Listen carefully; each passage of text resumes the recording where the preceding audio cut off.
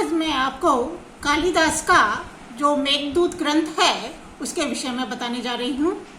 संस्कृत गीति काव्य की प्राचीनतम उपलब्ध रचनाएं महाकवि कालिदास की हैं।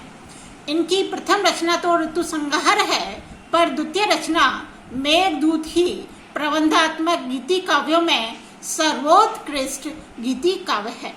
अतएव वह सभी गीति काव्यों का उपजीव्य ग्रंथ भी है। मानवीय अंतः भावों के चित्रण में तथा बाह्य प्रकृति के उत्तमोत्तम रम्य दृश्यों के अंकन में यह काव्य अद्वितीय है। वस्तुतः यह एक प्रकृति काव्य ही है।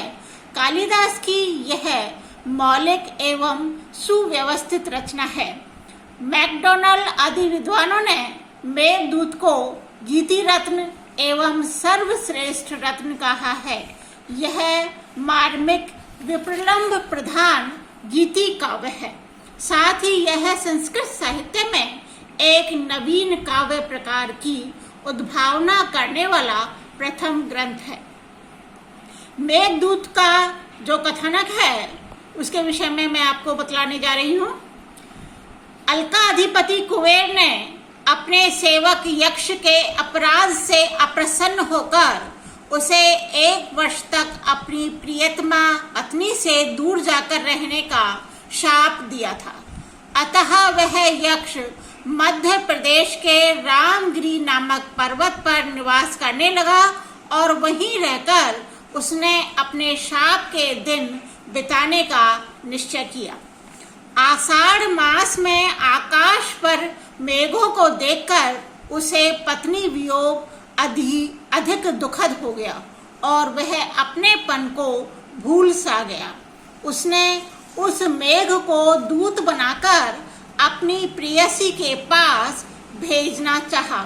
अतः उसने मेघ के पास जाकर विनय पूर्वक अपनी व्यथा सुनाकर उससे दूत बनकर अलकापुरी जाने का अनुरोध किया।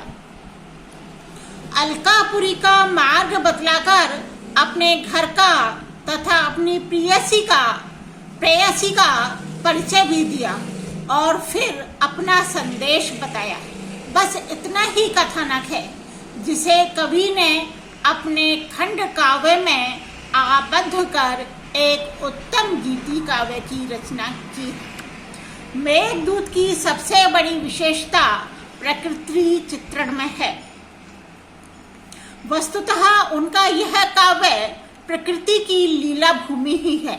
उन्होंने जो प्रकृति के अति मनोरम दृश्य प्रस्तुत किए हैं और विविध दृश्यों का जिस तन्मयता और सूक्ष्मता के साथ वर्णन किया है, वे उनकी काव्य प्रतिभा के साथ साथ उनके अलौकिक प्रकृति प्रेम के भी साक्षात निदर्शन हैं।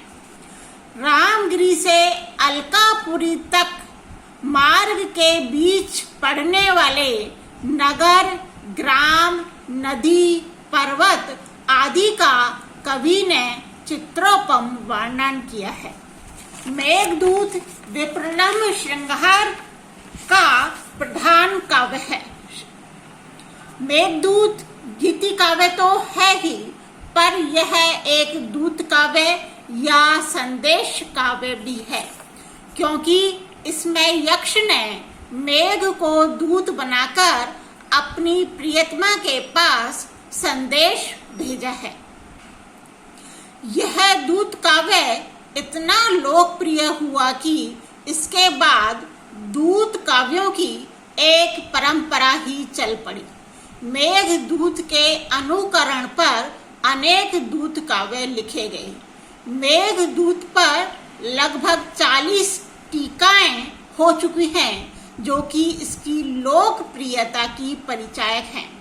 मेघदूत के व्यापक अध्ययन को देखकर यह उक्ति प्रचलित हुई है, मेघे माघे गतम वयः।